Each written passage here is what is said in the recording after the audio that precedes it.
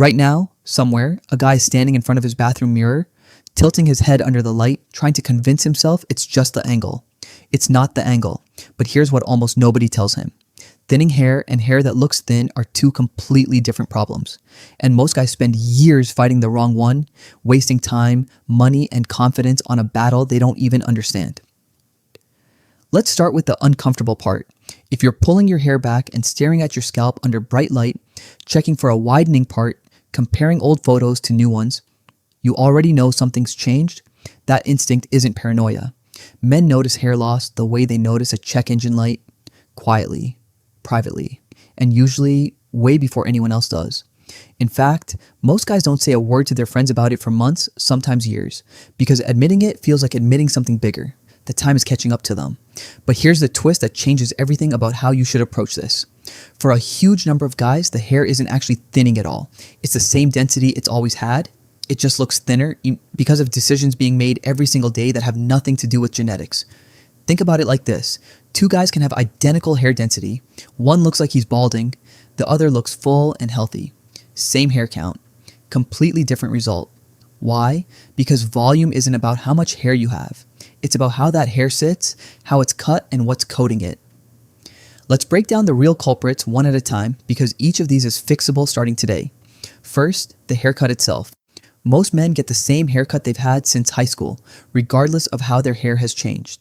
Hair that used to have body loses some of that structure over time, especially with age, hormones, or just years of heat damage. If your barber keeps giving you length on top without adjusting for that, you end up with hair that lies flat and clings to the scalp, which visually screams thin even when it isn't.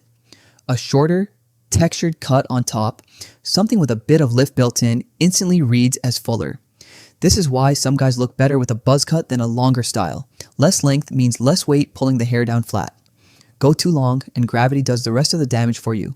A lot of guys are scared to go shorter because they think it exposes more scalp, when in reality, shorter hair standing up creates the illusion of density that longer, flatter hair never could.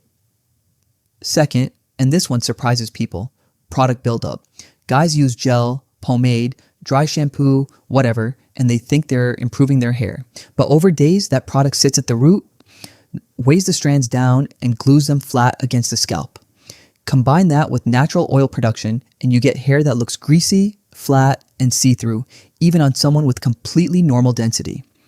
A proper clarifying shampoo, once or twice a week, strips that buildup and instantly restores volume. Most men have never used one in their life. They just keep layering product on top of product, wondering why their hair looks worse the more they style it. It's the same mistake as never washing a jacket and being confused why it stopped looking sharp. Third, the way you're parting or combing your hair. This sounds small, but it's not. Hair naturally grows in a certain direction, and forcing it against that grain or always parting it in the exact same spot day after day trains the hair to lie flat and exposes more scalp along that line. Ever notice how footage of men from 20 years ago rarely shows visible scalp, even on guys who eventually went bald? A lot of that comes down to how they combed and styled, not just what they had. Switching your part occasionally or brushing hair in the direction it naturally wants to fall can genuinely change how full you look in photos. Now, all of that said, I'm not telling you thinning isn't real. For some of you, it is, and pretending otherwise wouldn't be doing you any favors. If your hair loss is genetic, meaning it's androgenetic alopecia, which affects the majority of men to some degree by their 30s, the real question isn't, how do I hide it? It's, how early did I notice it and what am I doing about it right now? Because hair loss isn't a switch that flips. It's a slow decline, and the earlier you intervene, the more you can actually preserve. Most guys wait 2 or 3 years after first noticing changes before doing anything. Not because they don't care, because they're hoping it stops on its own. It rarely does. And that delay is the single most expensive mistake in this entire conversation, because early intervention with proven options, things like minoxidil or finasteride under a doctor's guidance, works far better on hair follicles that are still alive than ones that have already gone dormant. Once a follicle fully shuts down, no amount of product brings it back. This is why dermatologists specializing in hair loss all say some version of the same thing. Time is the one resource you can't get back in this fight. There's also a psychological trap worth naming here. A lot of guys quietly decide that if they just don't look too closely, the problem isn't real yet. They avoid certain lighting, certain angles, certain photos. But avoidance doesn't slow down a receding hairline. It just means you find out later, with less time to act and more emotional weight attached to it by the time you finally deal with it. So, here's the mindset shift. Stop treating this like an embarrassing secret you manage quietly for a decade. Treat it like you treat any other health issue with a ticking clock. You get information, you talk to a professional, and you make a decision instead of 100 small avoidances. The guys who end up regretting this the most aren't the ones whose genetics were unlucky. They're the ones who knew something was wrong and just kept hoping it would fix itself. Now, let's talk about the stuff that actually moves the needle day to day, because prevention and appearance work together. Diet matters more than people assume. Hair is one of the last places your body sends nutrients because biologically, hair is essential for survival. If you're not getting enough protein, iron, or zinc, your body deprioritizes hair growth before almost anything else. This is why sudden crash diets or extreme training cuts sometimes trigger noticeable shedding a few months later. Not immediately, which is exactly why most guys never connect the two. They blame genetics when really, it was a diet decision made 3 months earlier catching up to them. Stress does something similar. High, sustained stress can push a portion of your hair follicles into a resting phase early, causing more shedding than normal a few months down the line. It's temporary in a lot of cases, but chronic stress compounds the problem instead of letting hair recover.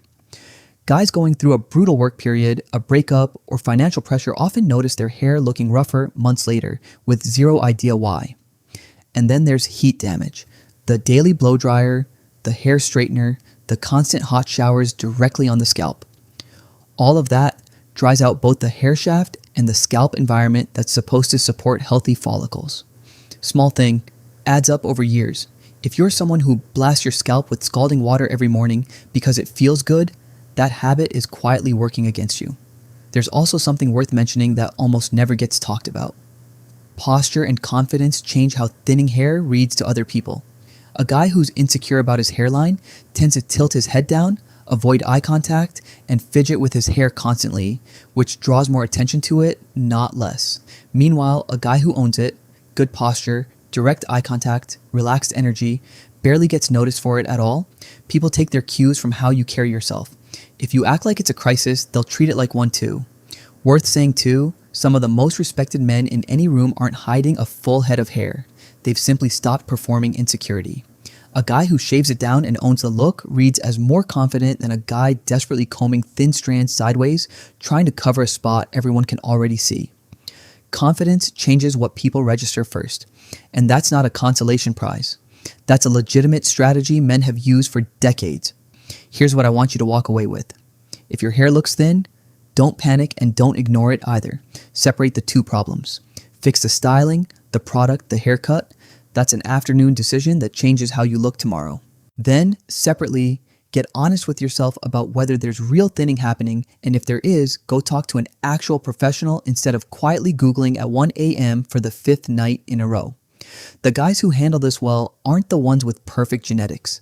They cut their losses on denial early, got the right information, and moved forward instead of spending years circling the same anxiety. That's the difference between a guy who's still fighting this quietly in 5 years, still avoiding photos, still adjusting his hat in every mirror he passes, and a guy who solved what he could solve, made peace with what he couldn't, and moved on with his life looking sharper than ever. Let me know which one of these hit you the hardest, the styling mistakes or the genetics conversation. I read every comment, and if this helped you see your own hair a little differently, stick around because there's a lot more like this coming.